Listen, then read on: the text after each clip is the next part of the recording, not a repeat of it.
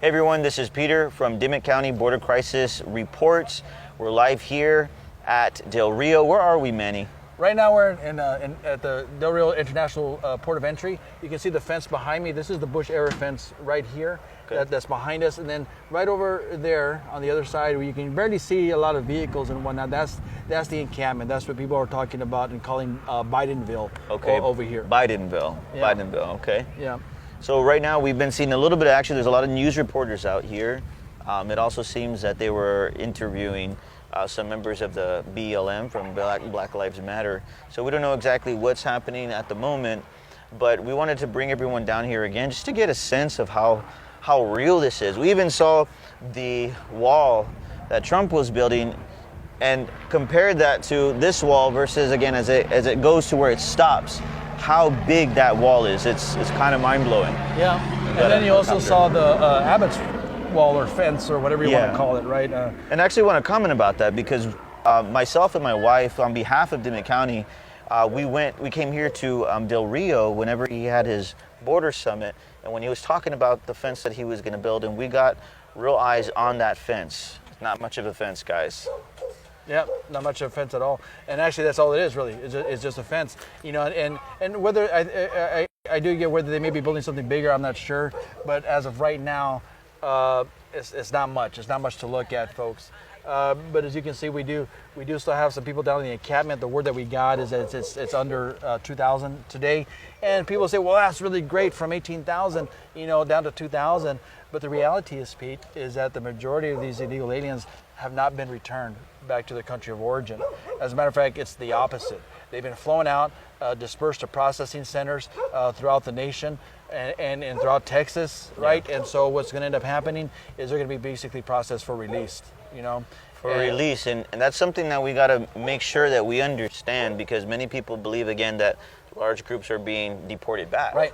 But all of these individuals are being put somewhere. Yeah. And we're still going to have to deal with all of those issues. Right. And so, folks, as we're being down here, if you saw our broadcast this morning, and if you've been watching the news, it's all over the news right now that Al Sharpton was here yesterday and basically got shouted down by local citizens and local reporters from Del Rio, because a lot of people here, Pete, we just didn't want him here. Yeah.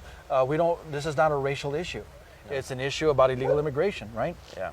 And about our sovereignty, not only as a nation, but as a state, the state of Texas. Has nothing to do with race. Nothing to do with race. And so to have these other groups over here kind of baffles me a little bit, because, again, I don't know if they're trying to make it a racial issue. It appears to me that they are making it a racial issue. Yeah. But it's I don't know. It's interesting to me as well. Well, it's unreal being here.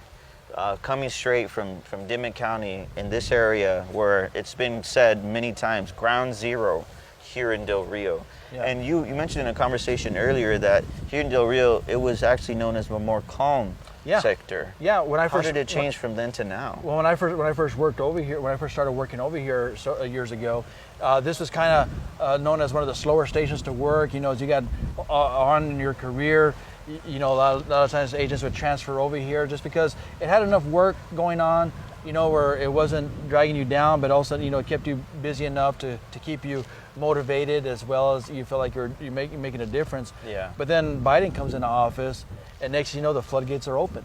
And folks, you can talk to, you can listen to Mayorkas, and he can say all day long that he didn't know this influx was coming, which is a flat out lie. Folks, I knew that this influx was coming. The majority of Border Patrol agents and DHS officials knew that this influx was coming. We saw it. We saw it coming. So he's basically lying is what he's doing. Not basically. He is lying. He is lying. Yeah. So right here we have a clear contrast, again, from somebody who was in the Border Patrol for 20 years, correct? 25 years. For 25 years, over 20 years. And I've seen activity and how things have changed with this administration. Again, when we bring up the Biden administration and we're talking about politics, it's not to necessarily favor Trump over Biden, although we would agree with a lot of things that Trump did because they worked. They worked. But the truth is simple. The things that are in place right now are creating and paving the way for this to continue on. And it's not just Americans' lives that will be affected, but it's also the lives of those who are coming through the border. And we always have to emphasize this, they're coming through illegally, everyone. And we have to come to a point where we say, when is law breaking okay?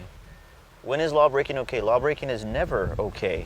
So as Americans who enjoy our freedoms and who really do care about the safety and welfare of not only our communities and ourselves as American citizens, but if we're really going to care about what's happening to these individuals, we have to really keep our administration accountable. It needs to stop. They need to stop it. We're all going to have to deal with this in one way or another. So we need to step up and not be afraid of being called racist, not being called heartless and not understanding. It has nothing to do with those issues. If anybody knows Manny and myself, and those of us who are a community who are not for what's happening, they know us as those who would give the shirt off our back, who would be the first to help. But there comes a time where we see things that are wrong and we have to do the hard thing, which is not popular, which is to stand up against what the common narrative is believed to be. And this is causing harm. It is causing harm. And it's not just affecting people here in Texas, Pete, and your community as well as my community in Del Rio. It's affecting people in other areas of the nation, right? Because what's going to happen is resources are going to continue to be used, and American citizens are continue to be put on the back burner, right? I mean, we got stores over here. You guys have stores and shopping centers over there where you're at that basically a lot of the food is gone, a lot of resources are gone, medical care, right, for our citizens is not there right now because the priority are the illegal aliens. They may not even be the priority, but they are certainly the influx, right, of what's happening in our hospitals and our doctors' offices, right? Because so many that are coming over here are positive COVID, suffering with HIV and AIDS, tuberculosis, chickenpox. Now, from what I understand, and so a lot of these people need to be seen as above the regular. The average American citizen here in our community.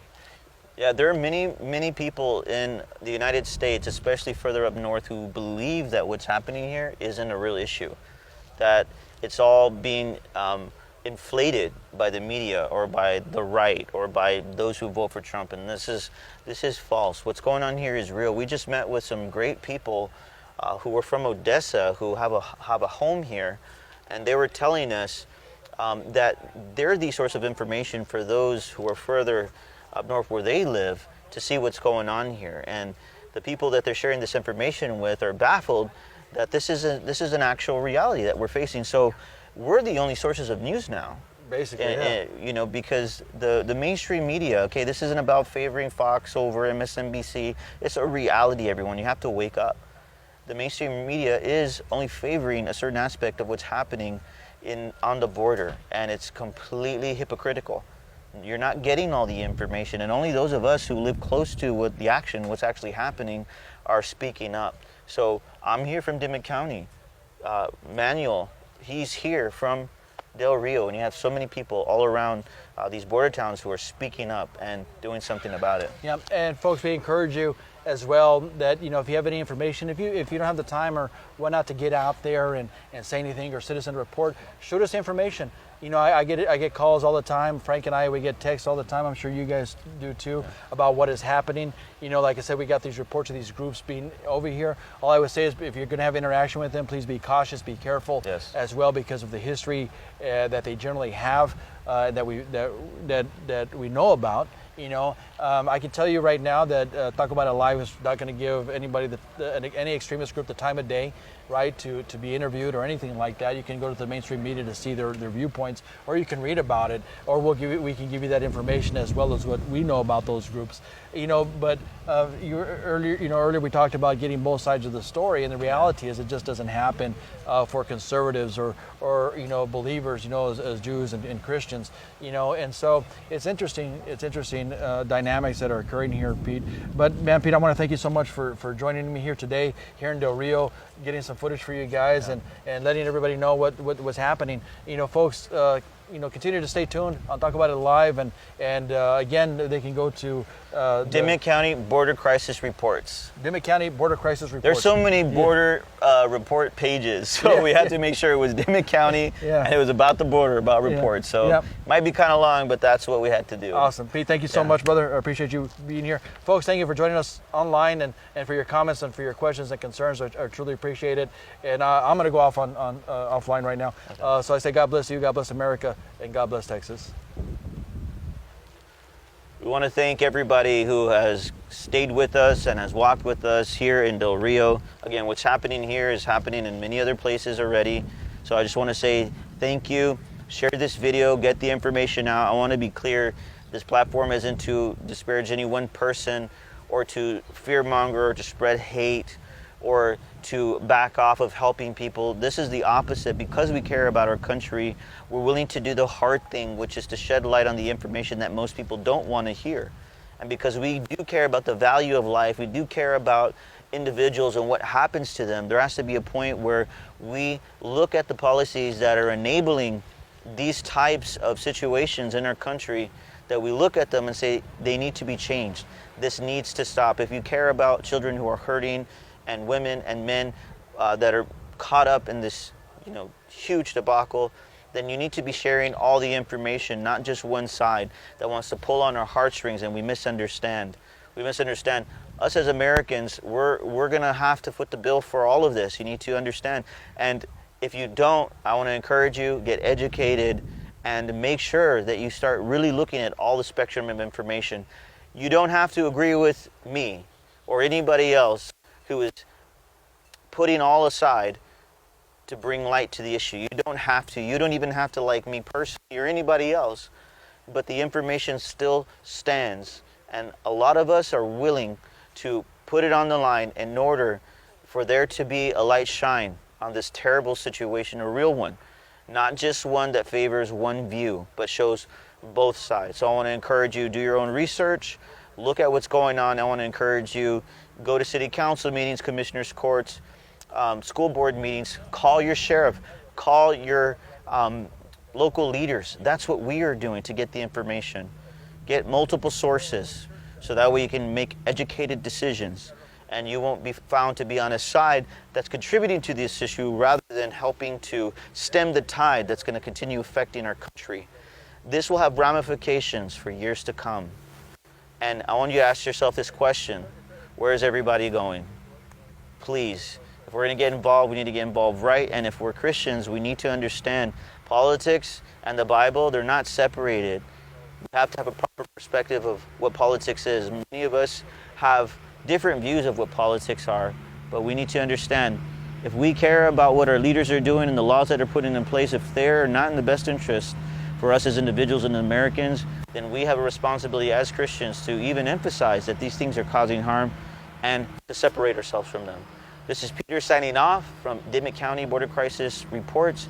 I want to say shout out to Manuel Rodriguez. Thank you so much for all of your help, and make sure you share all of his information as well. We'll see you next time.